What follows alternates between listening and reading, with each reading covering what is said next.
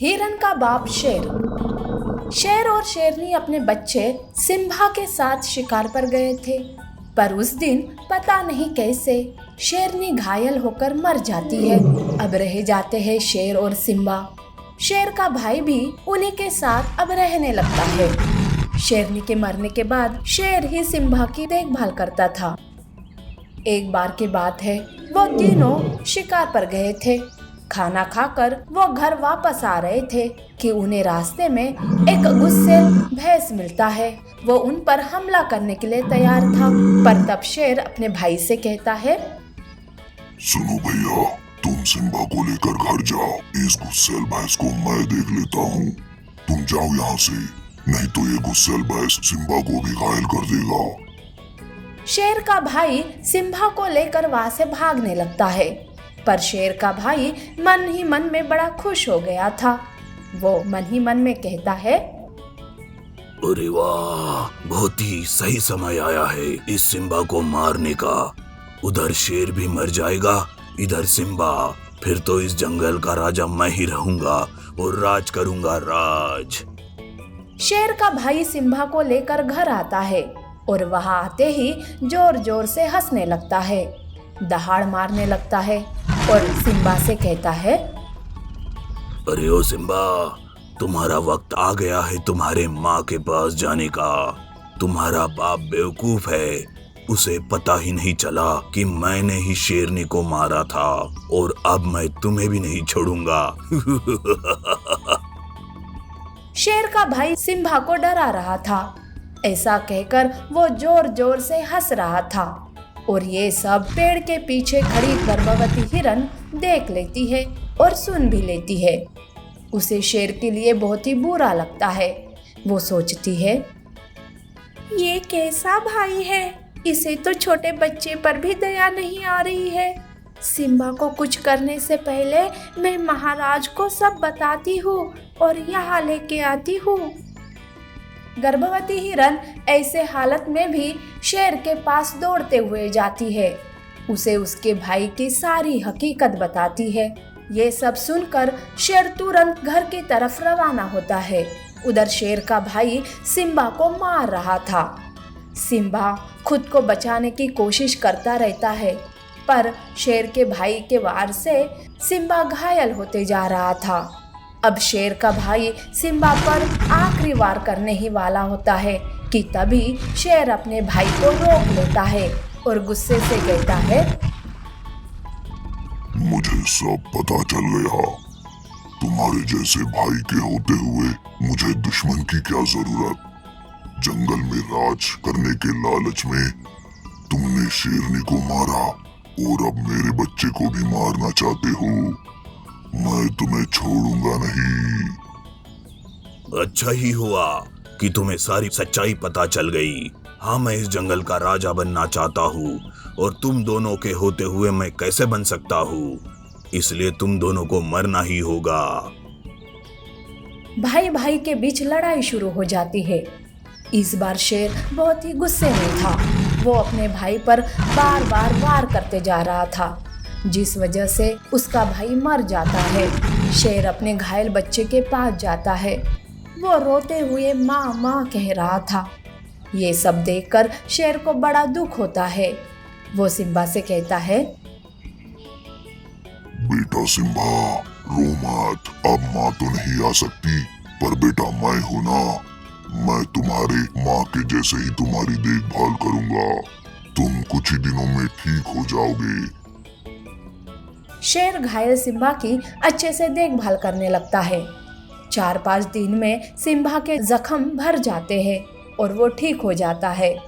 तब शेर को गर्भवती हिरन की याद आती है। वो कहता है, अरे, बेटे के चक्कर में तो मैंने उस गर्भवती हिरन का धन्यवाद भी नहीं किया। मुझे अभी उसके पास जाना होगा। सिम्बा और शेर गर्भवती हिरन से मिलने उसके घर जाते हैं, पर वहाँ हिरन बच्चे को जन्म देते ही मर गई थी। हिरन का बच्चा अपनी माँ को उठाने की कोशिश करते रहता है। माँ, उठो माँ, क्या हुआ तुम्हें? ऐसा कहकर बच्चा रो रहा था। तब शेर बच्चे के पास जाता है और कहता है, बच्चे, तुम्हारी माँ अब कभी नहीं उठेगी। आज से तुम मेरे और मेरे बेटे सिम्बा के साथ रहोगे। नहीं नहीं, मुझे आपसे बहुत डर लगता है। अगर आपने मुझे खा लिया तो? नहीं नहीं बच्चे, तुम्हारी माँ ने मेरी मदद की थी। अब मेरा फर्ज है कि मैं उसके बच्चे की जिम्मेदारी लूं। बच्चे, मैं माँ तो नहीं बन सकता, पर हाँ, एक बाप का फर्ज मैं अच्छे से निभाऊंगा। जैसे मेरे लिए सिम्बा है, वैसे ही तुम भी हो। शेर हिरन के बच्चे को लेकर अपने घर जाता है। शेर दो भूमिकाएं बहुत ही अच्छे से निभाने लगता है। एक तो माँ बनकर उन्हें प्यार करने की और दूसरी बाप बनकर उनकी रक्षा करने की। सिम्बा और हिरन का बच्चा भी एक दूसरे के साथ भाई भाई बनकर रहने लगते हैं। हिरन का बच्चा अब शेर को ही अपना बाप समझने लगता है और खुशी खुशी से शेर के साथ रहने लगता है। ऐसी और अमेजिंग कहानियों के लिए हमारे चैनल को लाइक और सब्सक्राइब करना ना भूलें। शुक्रिया। जंगल में चारों ओर अकाल पड़ने लगा था। सब नदी नाले पूरी तरह से सूख गए थे। न खाने के लिए कुछ बचा था, न पीने के लिए।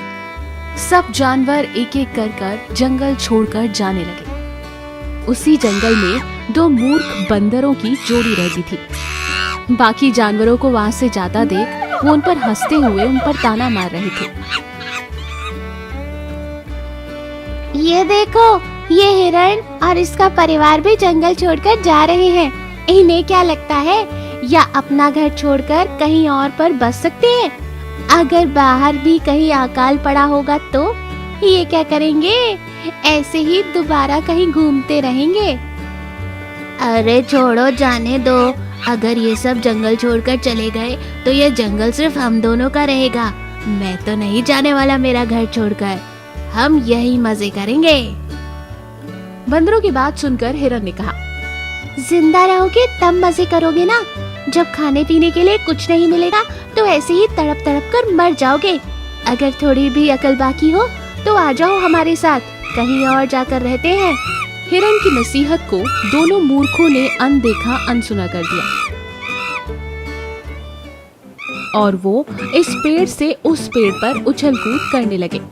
काफी देर तक उछल कूद करने के बाद दोनों थक गए और उन्हें सच में भूख लगने लगी। और अब उन्हें एहसास हुआ कि हिरन क्या कह रहा था। वो दोनों खाने की तलाश में इधर उधर घूमने लगे।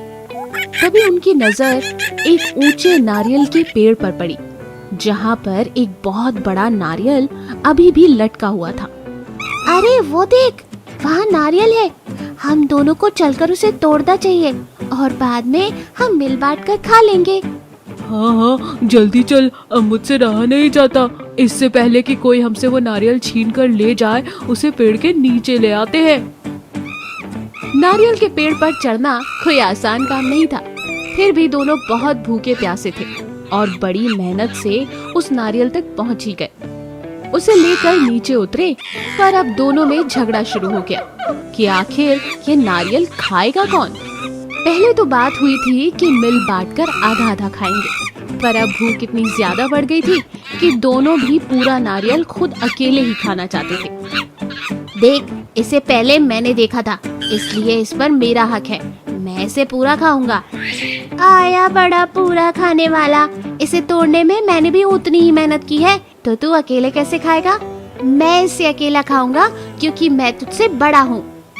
दोनों काफी देर तक तू मैं करते रहे। उनकी बहस खत्म होने का नाम ही नहीं ले रही थी कि तभी वहाँ से एक हाथी गुजर रहा था। उसने उन दोनों की पूरी बातें सुन ली थी।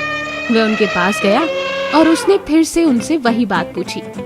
अरे वाह दोस्तों, मिल बांटकर नारियल पीने का मजा ले रहे हो, क्या बात है। मिल बांटकर? बिल्कुल नहीं। हम तो ये फैसला कर रहे थे कि आखिर ये नारियल कौन खाएगा। अच्छा, तो एक काम क्यों नहीं करते, ये नारियल मुझे दे दो, मैं इसके 2 हिस्से करता हूँ, फिर उसे तुम दोनों आपस में बांट देना। अब ऐसे ही लड़ते रहोगे तो भूख के प्यास से मर जाओगे। इससे किसी का कोई फायदा नहीं होगा, इसलिए थोड़ी सी समझदारी दिखाओ और दोनों आधा आधा नारियल बांट लो। ठीक है, मैं आप पर भरोसा कर लूंगा। हाथी भाई, अब आप ही इसके 2 हिस्से करो। चल इन्हें नारियल दे दे। दोनों हाथी की बातों में आ गए और उन्होंने हाथी को नारियल दे दिया। हाथी ने नारियल पकड़ा और पहले तो हाथी ने नारियल बड़े अच्छे से सूंघा, उसकी खुशबू का मजा लिया और फिर उसको अपने मुंह में रख लिया। अरे अरे, ये क्या कर रहे हो तुम तो इसे मजे से खाने जा रहे थे। अगर तुमने इसे खा लिया तो हमारा क्या होगा? अरे अरे, जरा धीरज रखो लाल, मैं इसे खा नहीं रहा, इसके 2 टुकड़े कर रहा हूँ। अगर मैंने ये काम अपने पैरों से किया तो ये खाने लायक नहीं रहेगा, इसलिए जरा ठहरो। दोनों बड़ी बेसब्री से उस नारियल के 2 हिस्से होने का इंतजार कर रहे थे। अब उनसे बिल्कुल भी रुका नहीं जा रहा था। उनके मुंह में पानी टपकने लगा था। भूख के मारे उनकी जान ही निकली जा रही थी। अचानक हाथी ने अपनी चाल चली और नारियल सीधा अपने मुंह से पेट में डाल लिया और उसे चबाते चबाते दूसरी ओर पलट गया। अरे ये क्या? हमारा नारियल तो देते जाओ। हमारा नारियल कहाँ है? ओए हाथी महाराज, कहाँ चले? अपने मुंह से हमारा नारियल निकाल के दो। ओह, माफ करना, मैं तो तुम्हें नारियल देना ही भूल गया। पर वो क्या है ना, अब जब पेट में चला गया है तो मुंह से तो बाहर आएगा नहीं। जरा ये चख लो, ये रहा तुम्हारा नारियल। अब बात ये थी कि दोनों बंदरों की ओर हाथी की पूंछ थी और पूंछ के नीचे से उसने दोनों का नारियल बाहर निकाल दिया, जो कि सीधा बंदरों के मुंह पर जा गिरा। हाथी इन पर जोर से हंसने लगा। छी छी छी, क्या है ये? तुमने हमारे साथ धोखा किया, हमारा नारियल भी खा लिया और अपनी गंदगी भी हम पर डाल दे हो, गंदे हाथी। तुम दोनों मूर्ख हो ही इसी लायक। चुपचाप दोनों आपस में नारियल बांट लेते तो तुम पर ये नौबत नहीं आती।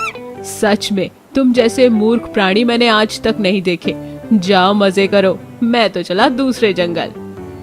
दोनों आंखें फाड़कर हाथी को हंसता हुआ जाते हुए देखने लगे, पर इतना सब होने के बाद भी उन्हें अकल नहीं आई और वो फिर से एक दूसरे से झगड़ने लगे और एक दूसरे पर इल्जाम लगाने लगे। दोनों में से कोई भी अपनी गलती मानने को तैयार ही नहीं था और ना ही वो जंगल छोड़ने को तैयार थे। अब पता नहीं अपनी बेवकूफी की वजह से वो कितने दिन और उस वीरान जंगल में रहने वाले थे। ऐसी और अमेजिंग कहानियों के लिए हमारे चैनल को लाइक और सब्सक्राइब करना ना भूलें। शुक्रिया।